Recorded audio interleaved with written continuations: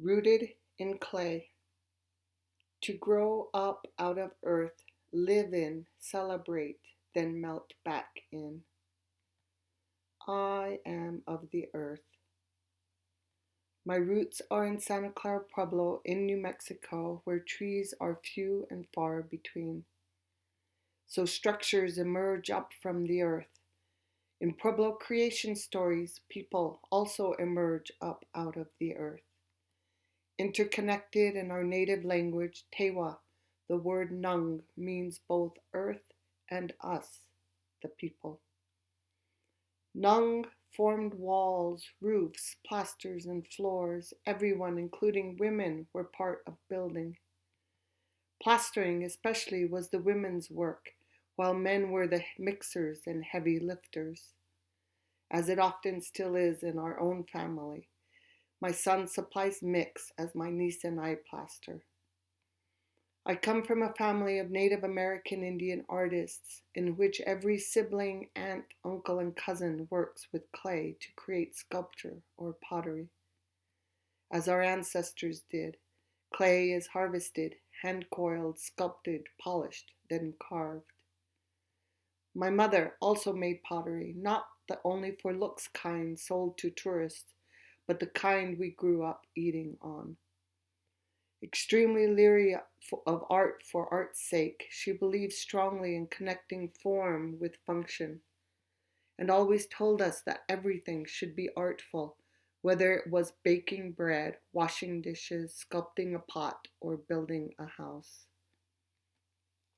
When I was in high school, together as a family, we built our home, a passive solar house with insulated adobe walls designed by my mother, who did not believe in architects any more than she believed in artists, but did go to architecture school hoping to better understand this abstract, non-native way of building and design.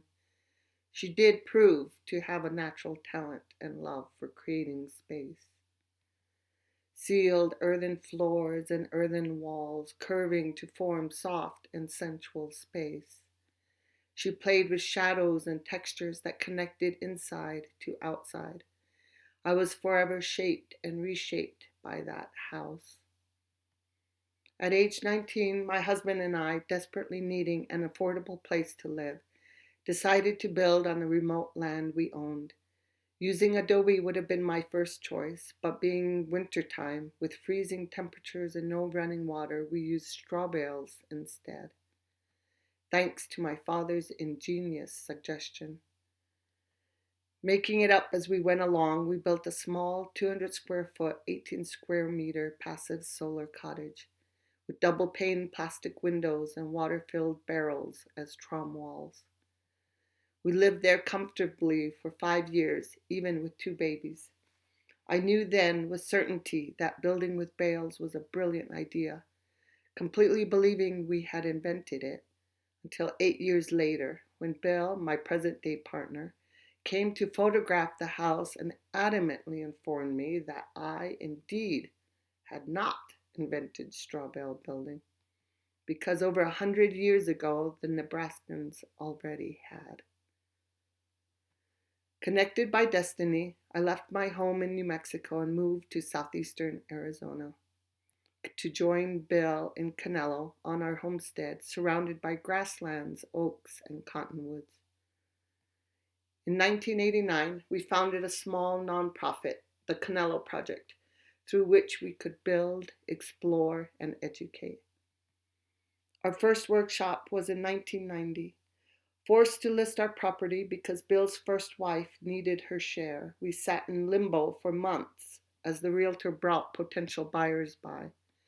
Not knowing if we would be here or not, we finally decided to just act as if we were going to stay.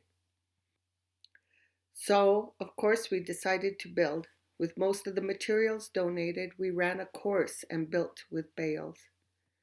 Soon afterwards, the realtor informed us an offer was being made and ordered us to get to his office immediately to buy her share instead. He had all the paperwork ready. Sitting at his desk, we looked at him and said, "We can't do this. We don't have any money." To which he responded, You can't let that stop you. You belong there. Just sign. So we did. Driving home, we felt quite elated and definitely crazy, knowing we had just broken all the rules.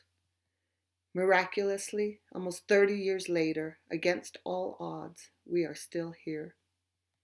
And to this day, I wonder where we would be now if we had chosen reason and logic instead.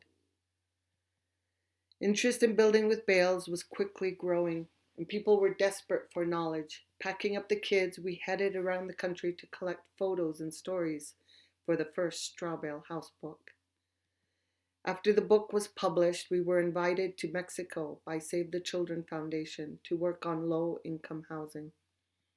Families were living in shacks made of scrapped materials, and the government's only solution was row upon row of concrete block housing. While all around, millions of acres of wheat was being grown and leftover stalks burned and burned. We began using the excess straw to build simple, low-cost houses. In Mexico, cement is synonymous with material. So for many people, especially men, using clay meant going backwards. It took the peso devaluating in half overnight, thus doubling the cost of cement, for us to get them to try clay out at all. But being a free resource, it quickly became readily used and like a magnet attracted the women and children, who somehow, whenever the cement came back out, were always ready to go make tortillas or wash clothes. With grant money, Save the Children began construction on a new office building, designed in collaboration between us and them.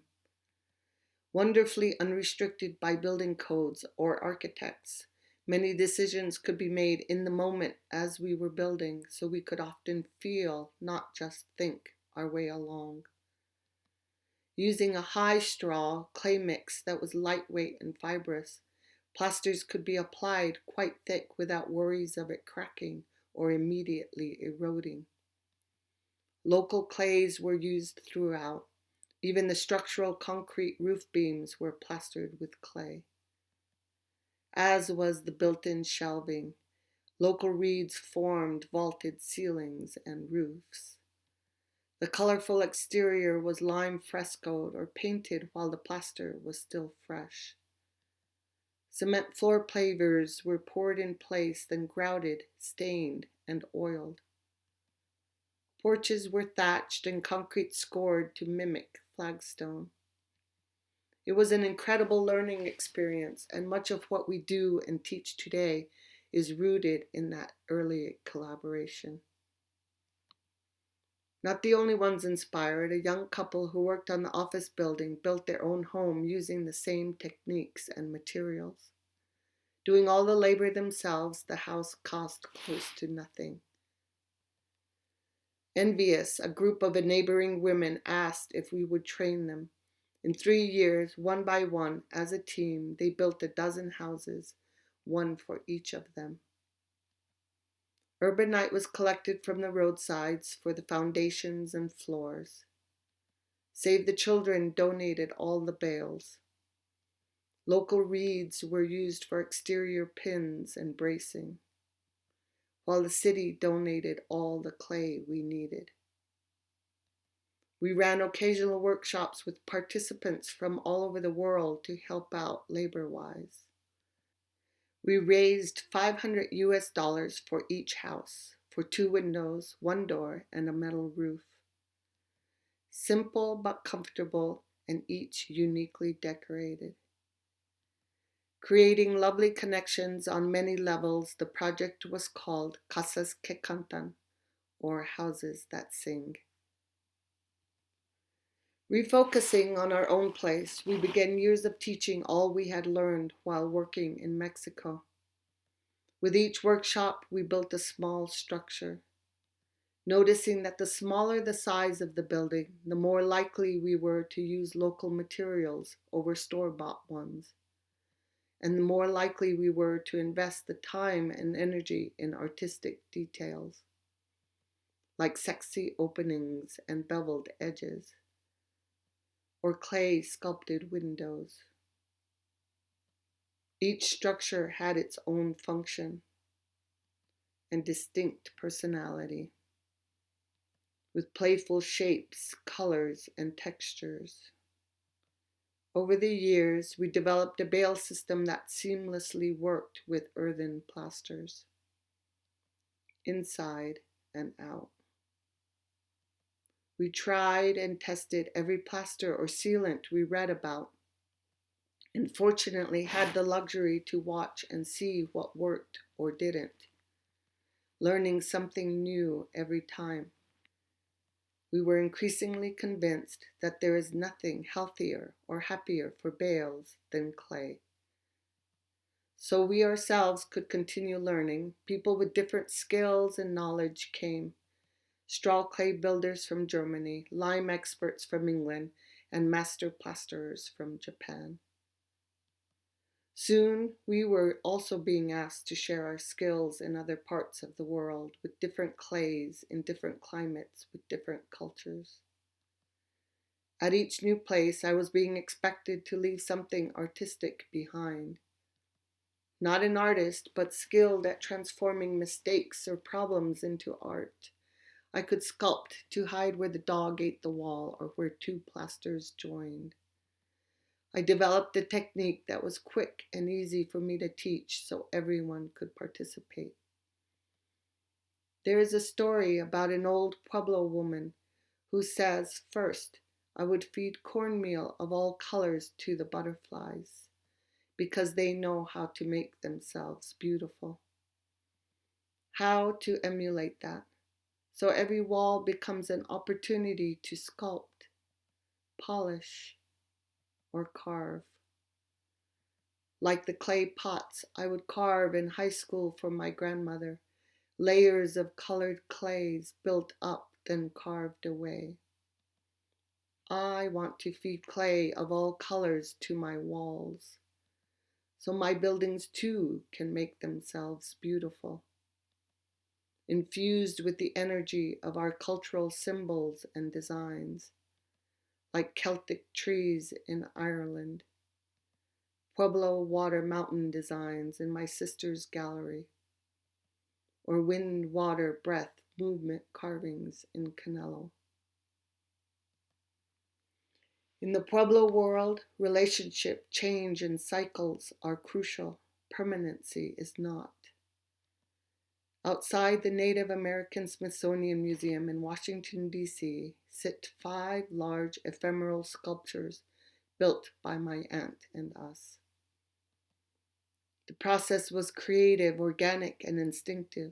Sculptures were sculpted within sculptures, layers within layers, with the hopes that one day as they erode, new things will be exposed. All inclusive, anyone from young to old was welcome to participate. Solid, earthen, feminine forms, with clays dug directly from the site or nearby. Blue-green belly button clay, gifted from a native nation in North Dakota.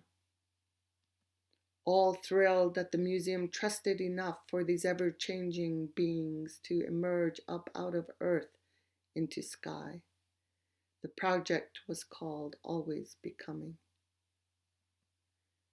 We had found our way into a stream of museum projects, all celebrating clay, typically short-term installations with plenty of freedom to play. A sitting bench against a backdrop of plasters in Phoenix.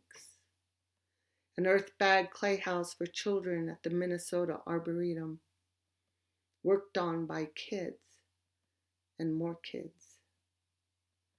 For the marvelous mud exhibition at the Denver Art Museum, with the help of many small hands, we formed a clay snake-like slide and pizza oven. I grew up building ovens and still love building them. So perfect they are at connecting form with function. Ovens, or pantes, as they are called in Santa Clara, were introduced by the Spanish and are prevalent in all the pueblos.